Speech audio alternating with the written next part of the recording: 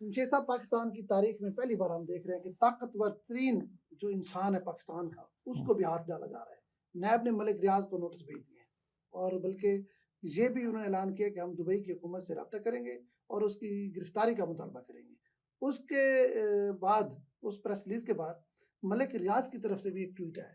इस पर जरा बताएं, क्या है, क्या मसला देखिए, है? सबसे पहले तो जो नैब का प्रेस रिलीज़ आया तो उसमें बड़े वाज़ेह तौर पे ये कहा गया कि जी जो नैब का जो अब तक की तफ्तीश है उसके मुताबिक बहरिया टाउन मुख्तलिफ़ स्कीमों में, रावलपिंडी में और ख़ास तौर पे कराची में बद इंतज़ामी कहें, बेकायदगी कहें और करप्शन में मुलविस रहा है और उनके कब्जा जो माफिया, और उसमें कब्जों चीज़ों में, और गैर कानूनी तौर पे कब्ज़ा गैर लिया गया कानूनी है। कब्जे, जी। अच्छा, और न्यू मरी में भी उनका एक प्रोजेक्ट, अच्छा उसमें उनका जी अरबों रुपए का लोगों से फ्रॉड किया है, अराज़ी पे नाजायज़ कब्ज़ा किया है और जो लोगों हैं बगैर इजाज़तनामे हाउसिंग सोसाइटीज़ कायम की हैं और इसके ऊपर उनका और तफ्तीश चली है। फिर लोगों को असल में जो कहा गया ना, वो ये कहा गया था कि वो अब सुना ये है कि बैरून मुल्क भी कोई एक प्रोजेक्ट करें, उसमें जो पाकिस्तानी भी जी, वो इन्वेस्टमेंट उसमें ना जो करें, इन्वेस्टमेंट वो करेगा, खुद जिम्मेदार वो होगा। मनी लॉन्ड्रिंग के सबर की जाएगी, हाँ, ज़ुमरे में वो सबर आएगा। की जाएगी, बिल्कुल ऐसे अच्छा, है। ये वो चीज़ एक थी अहम बात है। अच्छा ये वो चीज़ थी जिसके ये खास तहत तौर पर जो पाकिस्तानी वहाँ दुबई में हाँ, जो मलिक रियाज का प्रोजेक्ट है, हाँ, उसमें इन्वेस्टमेंट करना चाहते हैं, हाँ, उनके लिए उनको एक वाज़ेह मैसेज है कि भाई हाँ। अगर आप वहाँ इन्वेस्टमेंट करना चाहेंगे, तो समझे कि आपकी रकम को भी मनी लॉन्ड्रिंग ही तस्वर किया जाएगा। एग्जैक्टली ये अब इसके बाद फौरी बाद आपको बताया कि मलिक रियाज साहब का भी एक्स पे अपना जी, बिल्कुल, बयान आ गया और बिल्कुल आ चीज़ें की गया उसमें भी उन्होंने फिर और वही उसको पीटीआई का मीडिया सेल बड़ा उठा भी रहा है। मतलब जिस तरह उसने कहा कि मैं क्या कहते हैं, किसी सूरत गवाही नहीं दूँगा, ये तो वो एक शेल्टर ले रहा है इस बात से तो। पॉलिटिकली हाँ, मतलब अब वो तक की बात मतलब ये चीज़ें इस वक्त उन्होंने एक स्टांस लिया हुआ है तो उस पर उनका वो शेल्टर ले रहे हैं ताकि मेरे मुझे एक कम से कम पॉलिटिकल सपोर्ट पीछे हो और मैं एक एथिकल ग्राउंड अपनी तरफ से वो लेने की कोशिश शहीद कर रहे बन हैं। जाओ, शहीद लेकिन बनो। लेकिन लेकिन आप और मैं जानते हैं यार कि पाकिस्तान में रियल स्टेट में चीज़ों में यार मलिक रियाज साहब का जो मर्जी कर लें, वो नवाज शरीफ साहब के भी साथ थे, वो परवेज़ मुशर्रफ साहब के भी साथ थे, वो ज़रदारी साहब के भी साथ थे, वो इमरान खान साहब के भी साथ अच्छा, हैं बड़ी और मज़ेदार अब बात। एक मसला बार ये एक है मिनट, 1 मिनट, हाँ, 1 मिनट।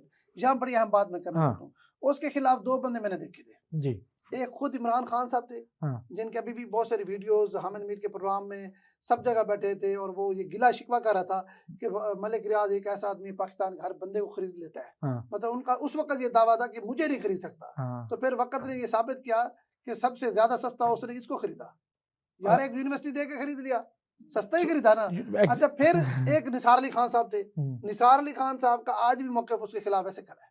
जी। यही मैं कह रहा हूँ कि देखिए अब इस सारे उसमें ना मलिक रियाज़ साहब जैसे आपने कहा कि यार बड़े लोग, देखिए इससे पहले पॉलिटिकल लोग तो फिर भी उनका एहतसाब किसी न किसी शक्ल में होता रहा उनके यार, सियासी होता मुखालफिन रहा करते है, थे बिल्कुल करते होता रहा है, सही बात लेकिन है। पाकिस्तान में अरबपति किसी खरबपति, खरबपति किसी बंदे को पहली दफ़ा प्रॉपर्टी टाइकून, अच्छा जिसने उसको अंपायर पहली दफ़ा खड़ा कोई किया। पूछ रहा है, हाँ। अब वो पूछ रहा है तो वो पूरे पाकिस्तान के एक मैकेनिज़्म को जो पिछले 40 साल का है, उसमें अब उसको थ्रेट कर रहा है कि चीज़ें कर रहा है, ठीक है? अच्छा, आप ये आपकी बात पे थोड़ा-सा मैं यहाँ कमेंट करना चाहता हूँ। हाँ, देखें, उसने एक बात की है कि मैं ना 20-30 साल का जो है ना, हाँ, कच्चा चट्टा खोल दूँगा। हाँ, 40 ठीक है? साल का। 40 साल का। हाँ, अब वो बराह रास्त मैं जो समझता हूँ, हुँ, वो हमारी फ़ौज को थ्रेट कर रहा है। सुन तो ले मेरी बात, तो सुन ले मेरी। लेकिन जनरल आसिम मुनीर, हाँ, वो अगर थोड़ा-सा भी उसमें कोई होता ना फ़ॉल्ट, वो तो चाहते हैं कि अगर जिसने मतलब जो बेनिफिशियरी है, हुँ, वो सामने आए, ताकि पता लगे कि इस रियासत से किसने कितना कमाया है। वो पॉलिटिशियन हो, वो ब्यूरोक्रेट हो, वो बेशक अस्करी क़यादत में से उसका ताल्लुक हो, तो वो मलिक रियाज़ वहाँ बैठ के हुँ, गीदड़-भभकियों की बजाय वो इनके खिलाफ सबूत है और वो कह रहा बिल्कुल, है कि मेरे पास सबूत है। बिल्कुल। भाई अगर किसी के उसके पास सबूत हैं, तो रियायत क्यों कर रहे हैं? असल में एक बात बताऊँ, एक और पहलू भी है, मलिक रियाज़ साहब जब ये दे रहे हैं ना कि मेरे पास सबूत हैं, तो हाँ, इसका मतलब है कि आप उन लोगों के साथ शरीके जुर्म थे हाँ। या आप उन्हें जुर्म पे उकसा रहे थे या आप उनसे फ़ायदा ले रहे थे, तो अभी अपनी और सबूत इकट्ठे कर रहे थे। इस तरह के बयान के बाद ना मुझे ऐसा लगता है कि वो खुद भी गिल्टी हो रहे हैं और मुझे वो लग रहा खुद है कि भी वो सबूत सुने, अपना इक़बाल जुर्म है ये, वैसे मैं बताऊँ इक़बाल आपको, जुर्म के साथ मैं साथ उसे इक़बाल जुर्म समझता मुझे हूँ। वो कन्फ्यूज़ नज़र आए। हाँ, मुझे परेशान-कुन सूरत-हाल नज़र आ हाँ, रही है।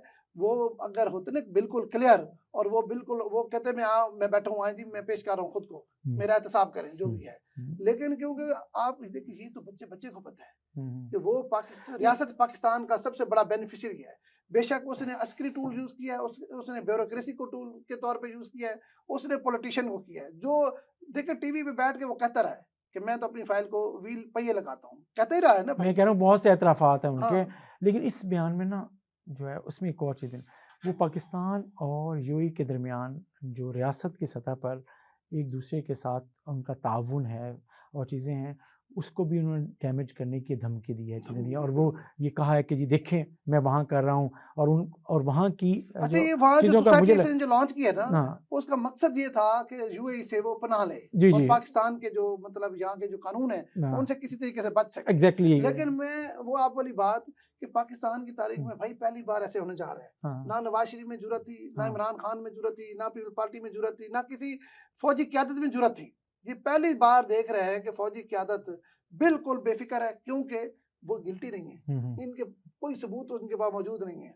अगर ऐसी कोई बात होती तो वो अब तक दे चुके होते। हाँ, कुछ साबका जो फौजी अफ़सरान हैं, बहुत सारे लोग इनके पास अभी भी मुलाज़िम हैं, रिटायर्ड अफ़सरान, तो उनका अगर इनके पास सबूत है भी सही तो वो उसके सबूतों का क्या फ़र्क या पड़ता है? देखिए हम हमेशा वैसे ये कहते रहते हैं और आम आदमी भी ये समझते रहता है कि बड़े लोगों, बड़े अफ़सरों के खिलाफ कोई कार्रवाई नहीं होती और बहुत से लोगों के खिलाफ नहीं होती। देखिए यार अ, जनरल फैज़ ताकतवर तरीन आदमी था। उनके खिलाफ केस ये कोर्ट मार्शल का पाकिस्तान की एक, तारीख में पहला वाक़या था और ठीक अब है? ये मलिक रियाज़ वाला अच्छा, भी अब पहला मलिक वाक़या रियाज़ है। मतलब हम बात तो करते हैं लेकिन एक लिहाज से वक़्त तो साबित करेगा कि क्या सही था, क्या गलत था। लेकिन नज़र आ रहा है कि ये बला इम्तियाज़ और चीज़ें हो रही हैं।